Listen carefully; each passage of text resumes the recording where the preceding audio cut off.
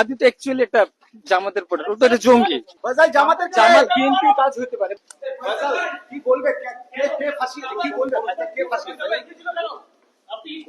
দাদা কি আমি এসব কাজের সাথে জড়িত না। না, খুনটা কি তুমি করেছিলে? নো, তাহলে কে কে? এটা জামাত বিএনপির একটা চাল হতে পারে। জামাতের কে? জামাতের কে? এটা তো আমি জানি না, অ্যাকচুয়ালি আমি জানি না।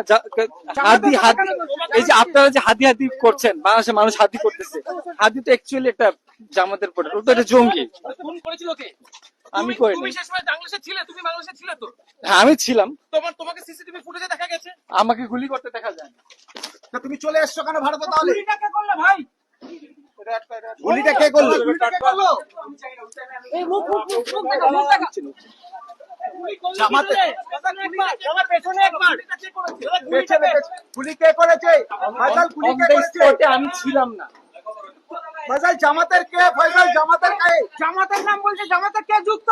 ফয়সাল জামাতের কে? জামাত বিএনপি কাজ হতে পারে, বাট আমি তো জানি না। নামটা বললে তুমি বেঁচে যাবে। কে? ফয়সাল কে? জামাতের